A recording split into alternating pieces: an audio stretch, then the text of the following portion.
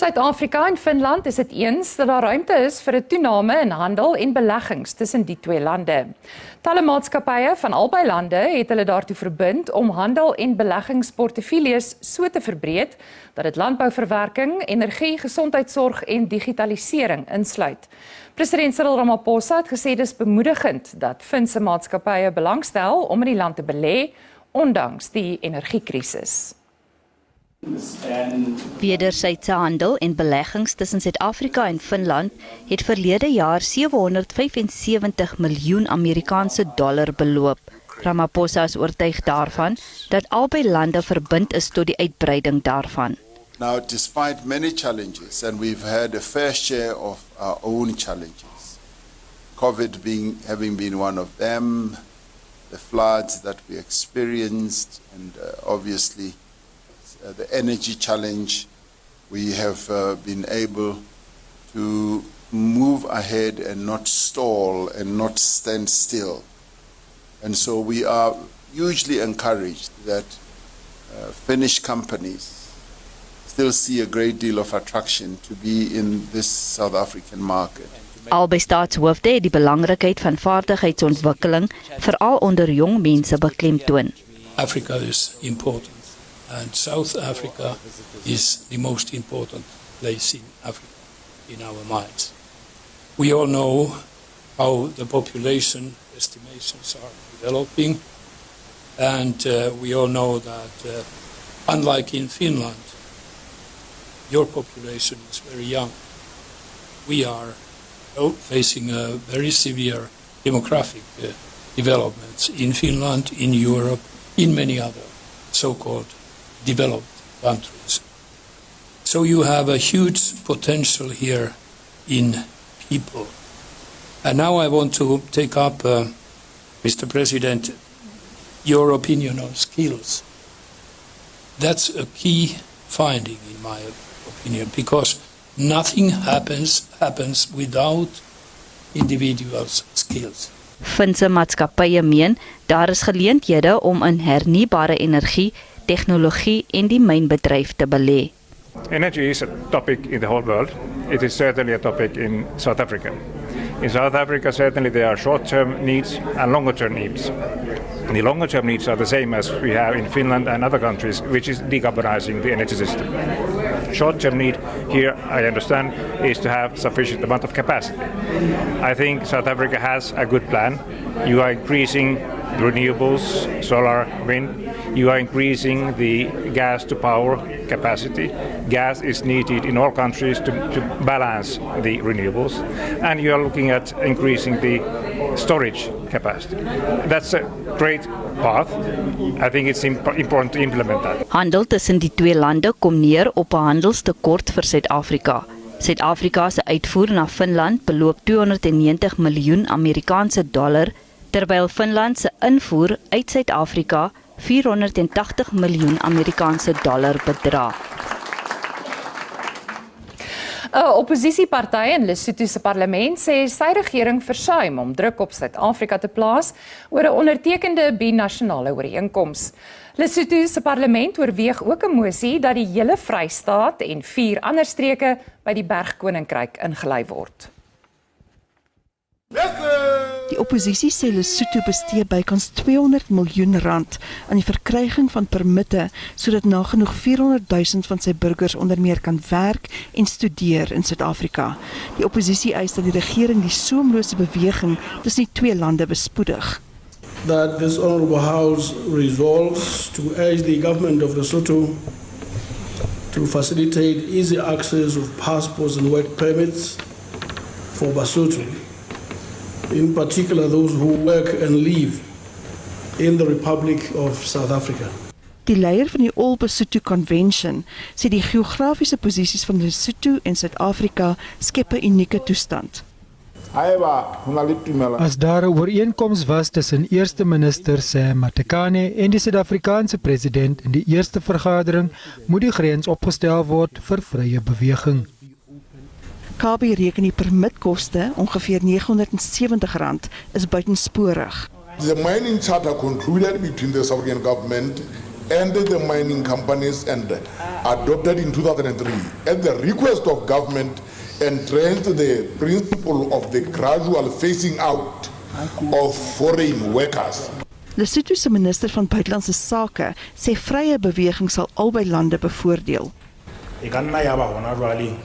Inwoners van Lesotho het nou die vrye beweging nodiger, want meer Basotho gaan Suid-Afrika toe. Maar ek wil die vergadering daaraan herinner dat rondom 1982 dit Suid-Afrikaners was wat vrye beweging nodig gehad het, sodat hulle toegang kon kry tot ander lande en om te studeer in Lesotho. Suid-Afrika en Lesotho het die ooreenkoms in November verlede jaar onderteken. 'n Tydsraamwerk vir inwerkingstelling is egter nie ooreengekom nie. Uitspraak is in die Noordwes Hooggeregshof voorbehou in die saak van die skut van beeste wat aan boere in Ganyesa behoort. Die boere het die Departement van Landbou versoek om hulle vee terug te gee, waarop daar 3 weke gelede tydens 'n uitsetting beslag gelê is. Hulle sê sowat 1200 van hulle beeste is geskut nadat die departement 'n hofbevel gekry het om hulle van plase in regeringsbesit af te sit. Die 4 plase het glo aan die eertydse Bophuthatswana regering behoort en is met die aanbreek van demokrasie by die Noordwes regering ingelyf. Plaaslike boere het op die plase gewoon. Nadat die diere jarelank op die plase gewy het, het hulle geskok toegekyk toe hulle beeste vroeër van dese maand gekonfiskeer is. Die Departement van Landbou het 'n uitsettingsbevel by die hof gekry. Die boere beweer hulle beeste is na die Vrystaat geneem. Our cattle are in Virginia.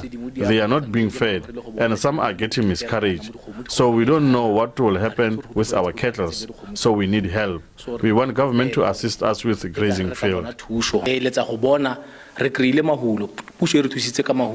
Boere sê hulle lewensbestaan word hierdeur geraak. It is not a good thing that about 40 cows and 25 calves have been impounded.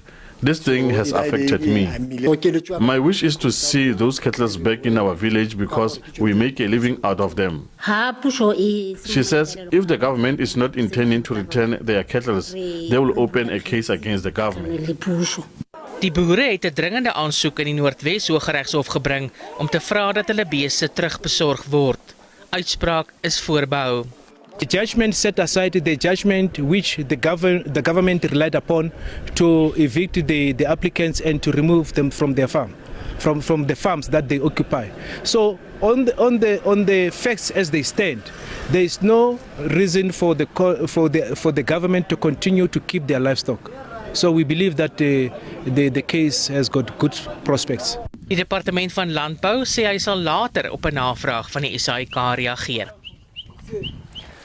'n Multimiljoenrandse belegging by die nuwe Somerset Hospitaal in Kaapstad gaan die fasiliteit se psigiatriese sorg en chirurgiese dienste 'n hupstoot gee.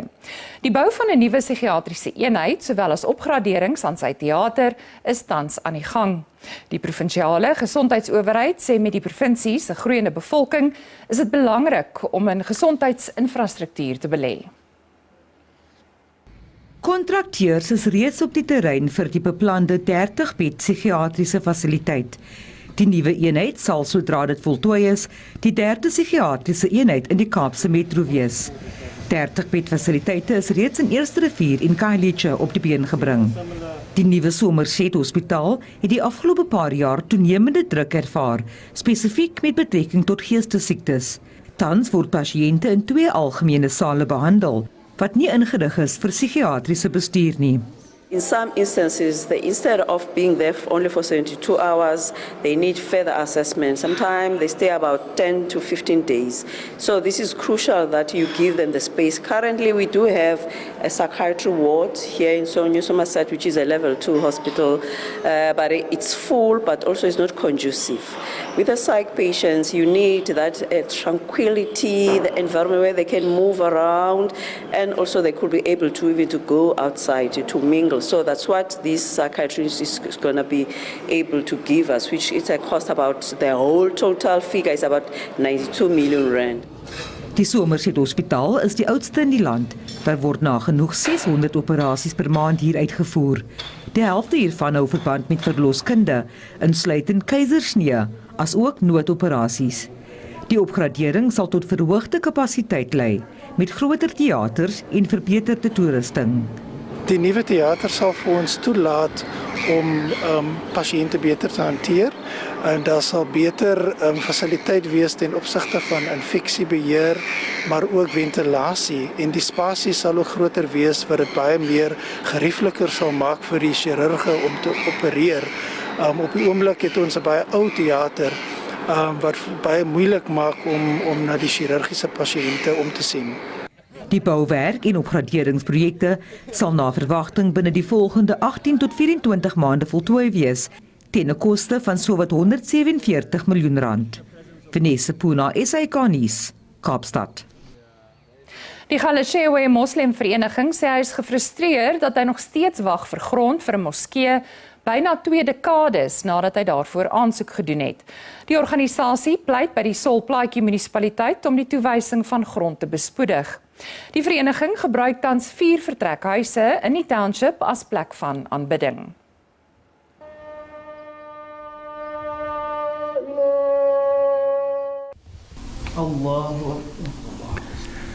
Islam is vir die eerste keer in die 1970s aan Galeshewe bekendgestel. Vandag woon 800 moslims in die township, maar hulle het geen behoorlike moskee nie. En hulle daaglikse gebede word in 'n opgeknapte 4 vertrekhuis gehou.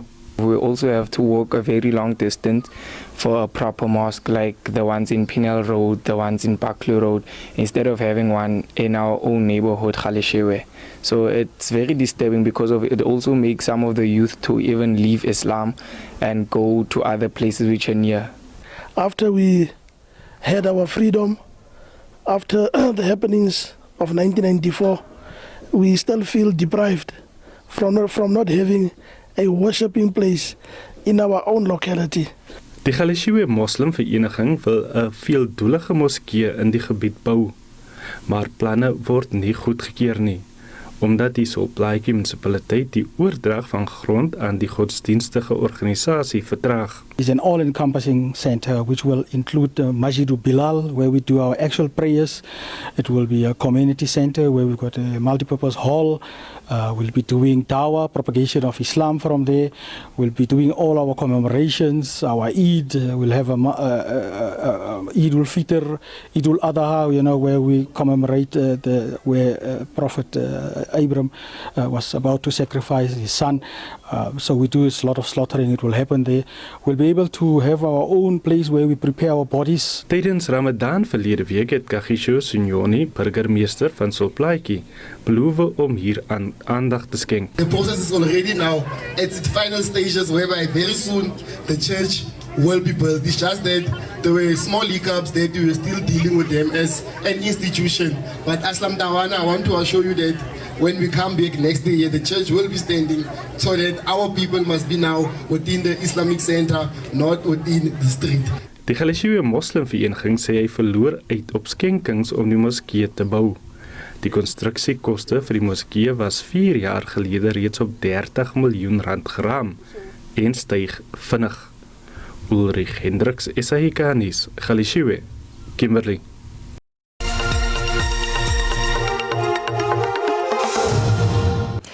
Net meer as 100 Suid-Afrikaanse atlete vertrek môre om aan die gekombineerde onder 18 en onder 20 Konfederasie van Afrika Atletiekkampioenskappe in Zambië deel te neem. Die president van Atletiek Suid-Afrika, James Molloy, is reeds in Ndola waar die kampioenskappe plaasvind. Hy het die Konfederasie se algemene konferensie bygewoon waar die nuwe leierskap ook verkies is. Atletiek Suid-Afrika wil verbeter op verlede jaar se tweede plek by die Afrika Kampioenskappe, waar hy met 'n massiewe 36 medaljes oes, slegs met 'n enkele medalje deur Kenia uit die eerste posisie getroof is. Span Suid-Afrika se onder 18 en onder 20 atlete sal in elke item wat aangebied word deelneem. So we've got plus minus 100 athletes. The under 20 is 50. The under 18 is 50. All in all, we've got about 100 athletes that are going to represent South Africa here. So, but our athletes, because in terms of flying, it's not bad because it's 2 hours flight to come here. And then from there, they will catch another flight to Ndola. So we are positive because all these youngsters are very positive and they are eager to win the medals because last time Kenya beat us with 1 medal. So this year we want to take our sports number 1 spot. Die president van Wêreldatletiek, Sebastian Coe, wat die konferensie as bemiddelaar bygewoon het, is nie 'n gunsteling onder Afrika atletiekbase nie.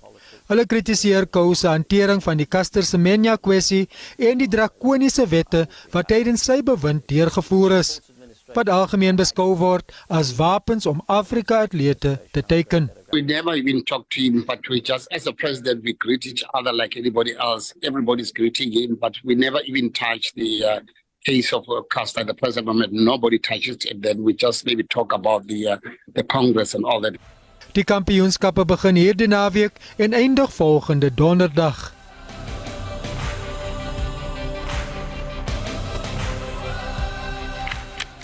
Jong mense in Galeshewe in die Noord-Kaap bemeester gevegskuns om van maatskaplike ewels te ontsnap. Die atlete moet die provinsie die naweek by die Kanazawa nasionale toernooi in Durban verteenwoordig. Sommige het reeds goue en silwer medaljes by vorige toernooie ingepalm. Sing! She! Go! Die treffende kuns van karate. 'n ongelooflike manier om selfdissipline in te skop. Van die kinders sê karate het hulle gehelp om teen bullies op te staan. My ma het 2 mannetjies gesien. Toe roep sy vir die 2 mannetjies. Toe gaan hy 2 mannetjies na ons huis. Toe vra my ma hulle waar loop hulle karate. Toe sê hulle waar loop hulle. Ek het eers taekwondo geloop, maar toe begin ek daar so toe los ek daar en toe kom ek na toe. Dit help met jou skoolwerk en dit help jou om sterk te wees en dit help om gedissiplineerd te wees en om mekaar te respekteer. Baie van hierdie jong mense kom uit haglike omstandighede, maar om hulle omstandighede op sy te skop is hul doel. Met die land wat met die plaag van geslagsgebaseerde geweld worstel, sê seuns in hierdie klub meer vroue moet hulself toerus met selfbeskermingsvaardighede. These days men that they drink and they come home and abuse their wives, and their wives does not deserve to be abused, and karate can defend them and their kids, and they can defend themselves. They must avoid as much as fight as they can, but if they have a chance to get out the house immediately, they must take it. En 'n woord van bemoediging vir diegene wat huiwer om by 'n gevegsklub aan te sluit. Ek het begin karate doen toe ek 5 jaar oud was, omdat ek passionate was vir dit. Dit wys my dat ek meer gedisciplineerd is as my vriende, my skoolmaatjies en die ander kindertjies rond my. Ons is almal bang, maar een of ander tyd sal jy moet karate join om jy moet kan beskerm in die straat as 'n jongeling. Die atlete wat hierdie naweek vir 'n toernooi na Durban moet reis, ervaar finansiële uitdagings en kan dit dalk misloop. Dit ondanks hulle uitreiking na staatsdepartemente. I mean, we applied last year for this for funding from Sport, Art and Culture. They never come back to us. On 5th January, we went back to them again, and then it came from pillar to post. And at the end, they give us a combi, 2 combis, but no one have paid for. We are 40 kids who must live here. No one have paid for the hotel. We are still struggling, looking around who can help us to pay the hotel.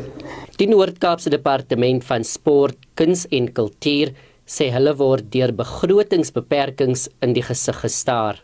As a department, we have limited funding, and therefore when we do assist our sporting clubs from the various sporting sectors, we normally do it according to our budget that's available.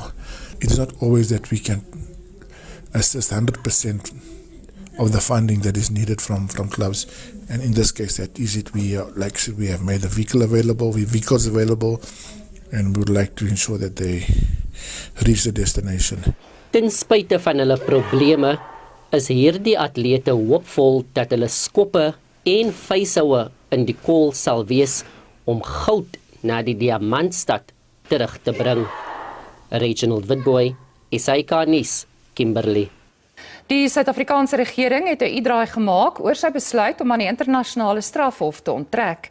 Die presidentsie sê Suid-Afrika bly 'n ondertekenaar van die Statuut van Rome. Dit ondanks die feit dat die ANC en president Cyril Ramaphosa gister aangedui het dat Suid-Afrika sy bande met die hof gaan verbreek. In die nuwe verklaring word gesê die ANC het fouteer in sy verklaring dat die party besluit het om aan die hof te onttrek. ANC-sekretaris-generaal Fikile Mbalula het gister aangekondig dat die party se hoogste besluitnemingsliggaam, die NK, onderneem het om aan die internasionale strafhof te onttrek. Mbalula het die internasionale statutêre liggaam gekritiseer vir wat hy noem dubbele standaarde in sy toepassing van internasionale reg. Suid-Afrika bied die BRICS-beraad in Augustus aan, waar die Russiese president Vladimir Putin na verwagting ook teenwoordig gaan wees. Volgens wetgewing van die strafhof word daar van Suid-Afrika verwag om hom in hegtenis te neem ingevolge die lasbrief wat vroeër vanjaar uitgereik is. Tydens die besoek van Ramaphosa se Finse amptsgenoot het hy gesê die besluit om te onttrek is weens die hof se gedrag in die hantering van menseregte kwessies. Because of the manner in which the ICC has been seen to be dealing with these types of problems. And there's also been commentary, I believe, from Amnesty International, where there's been a reflection on what many people believe is an unfair treatment. And our view is that we would like this matter of unfair treatment to be properly discussed. But in the meantime, the governing party has decided once again that there should be a pull-out. Die presidentsie sê nou die staatshoof het die besluit van die regerende party foutiewelik bevestig. Suid-Afrika gaan nou deel bly van die strafhof. Dit strook met die besluit op die party se 55ste nasionale konferensie verlede jaar. South Africa remains a signatory to the ICC in line with a resolution of the 55th National Conference of the ANC held in December 2022 to rescind an earlier decision to withdraw from the ICC. Ontleeders meen die ANC se benadering dui daarop dat die party nie gesien moet word dat hy hom by die Weste skaar oor die globale kwessie nie. I think the trouble is that the ANC doesn't want to be seen to be siding with the West, in terms of the imminent ruling that Putin must be arrested. That's why they are trying to plan for anything that might happen that might paint a negative picture about the country. Die presidentsie sê Suid-Afrika sal hom steeds beywer vir gelyke en voortgesette toepassing van internasionale wetgewing. Die parlement se staande komitee oor openbare rekeninge of skoor wil Pravin Gordhan en Sydney Mufamadi daag om volgende week voor hom te verskyn. Dit volg nadat die voormalige Eskom bestuurshoof Andrei de Ruyter voor skoor verskyn het. De Ruyter wou nie tydens sy virtuele verskyning die identiteit onthul van die senior politikus wat volgens hom by Eskom korrupsie betrokke is nie. Volgens de Ruyter het hy die vermeende korrupsiebetrokkenheid gemeld aan Gordhan, die minister van Openbare Werke, en Mufamadi, 'n presidensiële raadgewer. De Ruyter se regspan het hom aangeraai om nie die politikus se naam bekend te maak nie. Hy sê hy wil nie 'n ondersoek belemmer of homself blootstel aan aantuigings van regsverydeling nie. The alleged criminal and unlawful activities that are currently under investigation are of a very sensitive and complex nature, and it involves elements that are best characterized as organized crime. As these investigations are currently ongoing, and having regard to the public nature of the proceedings at Scopa, I would not wish to be seen to be defeating the ends of justice by divulging information that may compromise the successful arrest and prosecution. De Ruyter wou ook nie bevestig of die senior politikus 'n huidige minister of LP is nie. Na herhaalde vrae het hy slegs herhaal aan wie hy dit genoem het. I also reported this to my shareholder representative, as I said, Minister Gordhan. He was accompanied by the National Security Advisor to the President, and The main findings were again shared with these two officials. De Ruiter het ook sy opmerkings dat die ANC Eskom gebruik as 'n voerbak in konteks geplaas. This was in response to a concern that I expressed to the minister and also to other individuals about the governance of the $8.5 billion US dollar funding that South Africa obtained and at COP26, and that would in very large part be applied to the benefit of Eskom. Skoorwilde Gordhan en Mufamadi moet komende Woensdag voor hom getuig, onder meer oor die politikus se identiteit. Next week is the board and the Minister of Public Enterprises on issues from today. So I think maybe if we can proceed with that and see if we can get the President's advisor to come and just on these issues clarify it. Skoor oorweeg het om 'n volledige ondersoek te gelas na korrupsie by Eskom, waarvoor hy De Ruiter kan daag en dwing om al sy vrae te beantwoord. Die eThekwini Metro is op die herstelpad na verlede jaar se verwoestende oorstromings en die onluste van Julie 2021. Dit is volgens die burgemeester Mkhalisi Kaunda. Kaunda sê ondanks die terugslag kon Durban steeds daarin slaag om beleggers te lok en bly hy in Kaunda se woorde Afrika se speelplek. Die metro het in sy begroting 15 miljard rand per jaar vir die volgende 3 jaar op sy gesit vir infrastruktuurherstelwerk. Kaunda sê ondanks al die ekonomiese probleme in die land, kon die metro steeds daarin slaag om beleggers te lok. We are happy that as a result of our interventions, we are beginning to see our economy bouncing back and returning to pre-COVID-19 growth levels. This can be attributed to the economic recovery plan, which we continue to use as a blueprint to respond to disasters. Die tesourier het 1,5 miljard rand bewillig vir die herstel van onder meer paaie en brûe in die metro. In the aftermath of the floods, our teams have worked tirelessly to repair damaged infrastructure and relocate flood victims to family-friendly accommodation.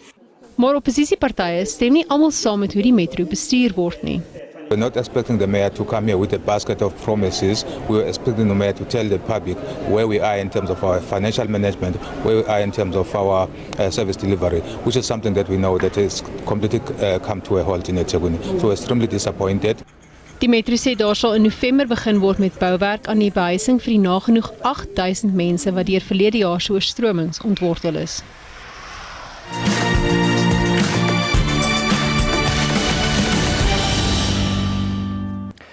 In Soswa in Rusland is minstens 1 persoon dood en talle dakloos gelaat toe 'n brand deur 'n dorp gewoed het. Videomateriaal wys vlamme op die horison en tradisionele Russiese houthuise en bome wat verswelg word. Volgens amptenare en mediaberigte is gevangenes by 'n mediese fasiliteit ontruim. Die oorsaak van die brand is nog nie bekend nie, maar 'n saak van nalatigheid is geopen.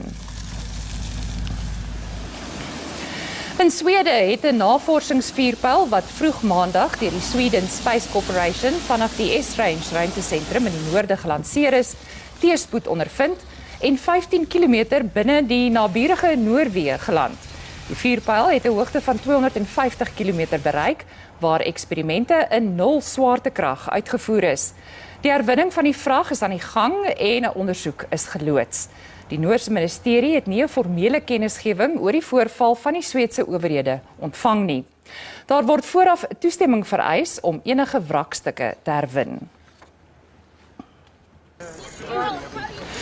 In New York het regsverteenwoordigers in die siviele laster en seksuele aanrandingssaak teen oud-president Donald Trump hulle kant gestel. Die vermeende slagoffer is die rubriekskrywer Eugene Carroll. Carroll het ander mense destyds van die voorval vertel, wat volgens haar regspan daarop dui dat die saak sterker is as bloot 2 teenstrydige weergawe van gebeure. Die getuies sluit in destydse werknemers van die klerewinkel waarin die seksuele aanranding na bewering sou plaasgevind het. 2 vroue wat Trump van seksuele aanranding beskuldig, gaan ook getuig. Trump se regspan voer aan dat Carroll se aantuigings ongeloofwaardig is. En daarmee volstaan ons vir vanaand. Geniet die lang naweek, mooi ry en totsiens.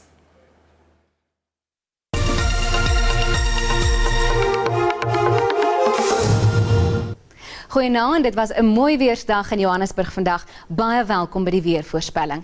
Vanaand verwag ons ligte reën in dele van Limpopo en Mpumalanga. Verder sal dit gedeeltelik bewolk wees in die noordoostelike gedeeltes van Suid-Afrika en bewolk oor die grootste gedeelte van die Wes-Kaap. 'n Baie sterk wind langs die ooskus van Suid-Afrika. En nou kyk ons na môre.